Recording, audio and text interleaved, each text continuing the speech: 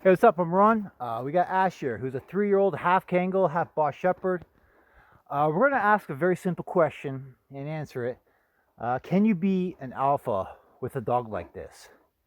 And we're going to definitely answer that question in this video. It's a viewer question. I think it's a really good question because you got to be. Hey, stay.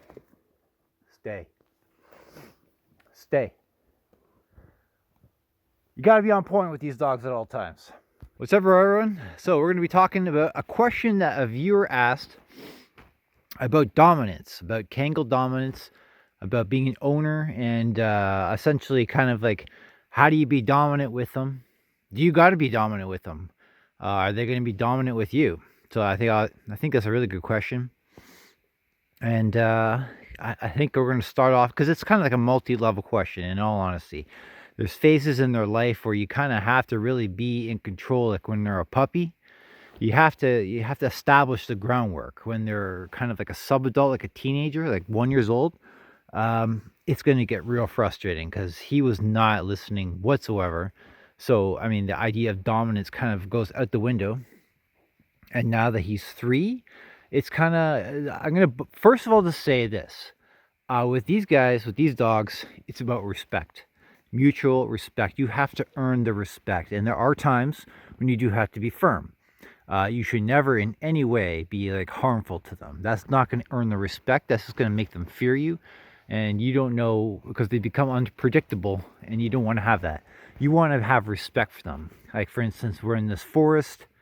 It's very beautiful right now. It's like complete winter. And he runs off. He's chasing whatever. I won't see him. I'll call him. He'll come back because of respect. And it's not because I'm like exerting some like dominant voice. Like if I were to even raise my voice, I think he'd be more cautious about coming to me. So when they're a puppy, let's start with when they're a puppy.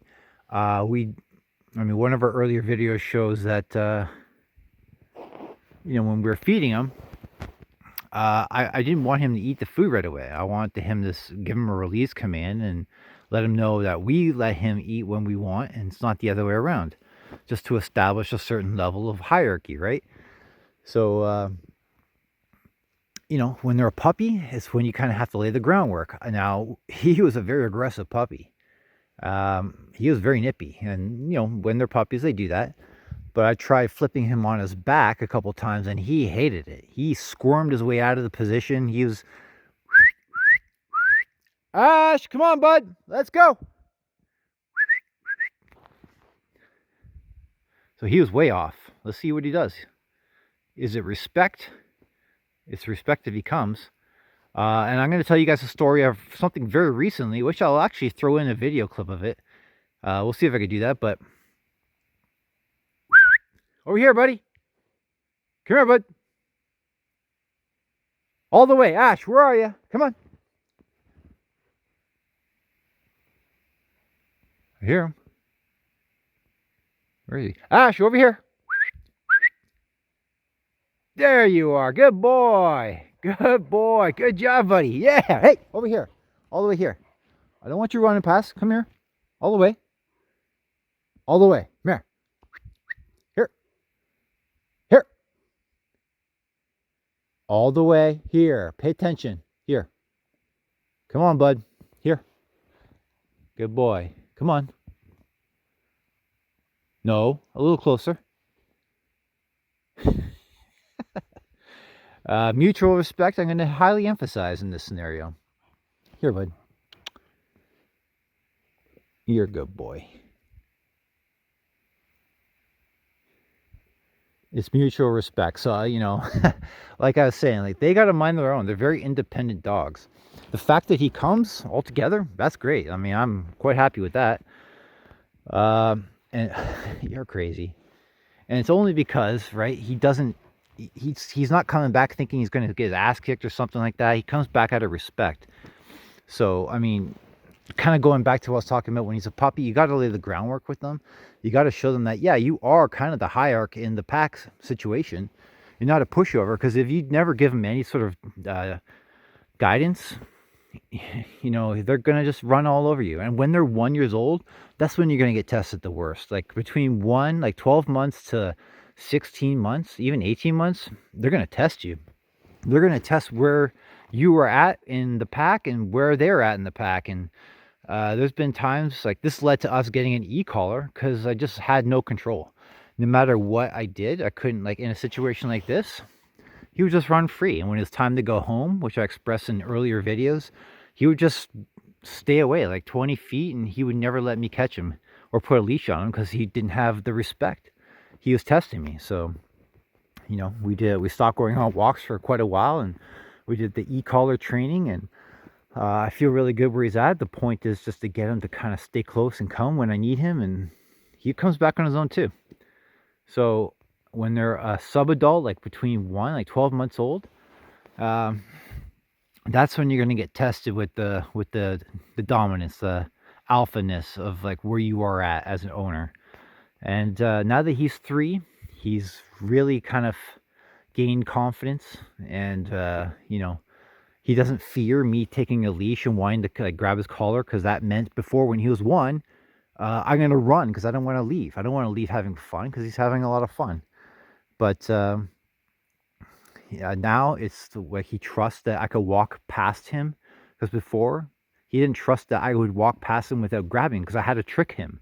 I had to come up with all these little schemes and stuff just to get a hold of him to go. Otherwise, I've had literally 3 hours running after essentially a wolf and trying to catch a wolf in the woods. And let me tell you, it doesn't work at all. It's impossible. So thankfully, he's outgrown that scenario. We've done a lot of training with Ash in terms of just like listening to come. And that's the main thing. Like I'm letting him be his thing. He's a guardian. So he's just doing his thing. There's lots of traction in this forest to smell. The other day, I took him to a very familiar spot, a big wide open field. He took off running, and he looked it reminded me of when he was 1. He went wild. And if you guys have these dogs, you know there might be a time when they're kind of zoomy and wild, and they go real far. And I'm used to him going far, but he went real far really quick. And I was calling him. I was like, Ash, come. And he wasn't listening. So I'm like, oh shit, is this like is this all over again? But what I didn't realize is that in the field where we were, there was 2 deer. Now we couldn't see them because there was this I guess slope that they're on the other side of that we couldn't see, but he smelled them. And the reason he was going wild is because he smelled the trail and he was following them. He was tracking them. So he knew that they were there. I didn't know they were there. He was just doing what he should do anyways. And that led for me essentially on camera kind of losing control. Like I was calling him. I'm just getting pissed because I just thought he was going back to being 1-year-old Ash again. But little did I know that there was deer. He was checking something legitimate. He was legitimately on the trail of something that in his mind he had to investigate. So I mean in that instance, it would be mistaken that he was the dominant dog, but I was just saying, you know, despite my lack of understanding of what was around us, he knew, and all he was doing is just being a guardian, protecting. And you know, so are you going to be dominant? Like, are you alpha? You do have to have authority. You know, you can't let them push you around. When he did run away, I did him. Sorry. I did whatever it took to get him. I wasn't going to let him win, no matter how long it took. And I got him every time. And I learned. I'm not letting you loose for a while until you get some relative obedience for the most part. But so when they're younger, you have to lay the foundation to when they're 1. When they're 1, you have to really reel them in and make sure that you build the foundation for when they're 2. And ultimately what you're building is mutual respect. He has to respect you. You have to respect them, because at the time when he was running around, I didn't respect him. I didn't trust him. I didn't trust him to take him off a leash. And you know, and I love videos. I love making videos of in the woods. I had a lot of fun, and I know he does too. And he doesn't want to leave. But after 3 hours of running around the woods, there is a time to go. You know, he's got other duties to do at home, you know, guarding coyotes and stuff like that. But in those particular circumstances, I'm the boss. I tell him we're leaving because it's time to leave. And if he doesn't want to listen, you got to do whatever it takes to ensure that you still are going to get him or get her, and you're still in control. Because ultimately, you still have to be in control. You can't let them run wild and free and let them be like wolves. You know, if they're in a field where they're supposed to guard sheep, that's a different scenario. I'm not talking about that because I'm not in that situation. I'm talking them as a guardian role with you, and obviously you want to let them exercise. And okay, so he probably sees like there's something in this tree, and I'm thinking it's a porcupine or something living inside of it because he's really curious about it. But that being said, you kind of do have to be some alpha. You have to like know situations where you have to correct them. You have to know situations where you set boundaries, and you can't let them cross the boundaries. Otherwise, they're gonna just play you like a fool. And I felt like a fool when he would be running around and not letting me put a leash on him. Yeah, I felt very foolish. I felt pretty stupid for like putting my trust in him. But you know, that's a phase when they're one to expect like disobedience and stuff like, you know, just I wouldn't say disobedience, but they're finding themselves, right? But now that he's 3 and maturing even more, you know, I have a lot of trust in him. He obviously has trust in me that he regained in me because I had to capture him, and he lost trust that my hand going near his face wouldn't mean grabbing his collar because it's time to go and putting a leash on him. So it's mutual respect is ultimately what it is. It's not about being alpha or whatever. It's about establishing a level of respect, and that respect changes and grows throughout their life. And you know, at 3 years old, a lot of it's kind of hands off now. I don't have to do too much with him. He just does his thing, and I trust him. I watch what he does. I look at where he's going. I pay attention to his body language, and those are all signs for me to be aware of, especially in settings like this, that there's something I got to be alert to, or whatever, because their senses are phenomenal. And like the field situation, I was just ignorant, not aware that what could have been there because I personally didn't see it. I didn't think there was anything there. It's a big open white snow covered field, and it just happened that they're on the opposite side of the small little slope that's in the middle of the field. I couldn't see him, but his senses never lie. They're always right. So you know, it's an ongoing process of developing respect, and I respect him more now after that, knowing that he wasn't just being some asshole running around like disobeying me. He was legitimately doing something. So the more you're with them, the more you understand. The more you understand them, the more they understand you, and that mutual respect continues to grow and grow and grow. So I really hope that was a clear enough answer.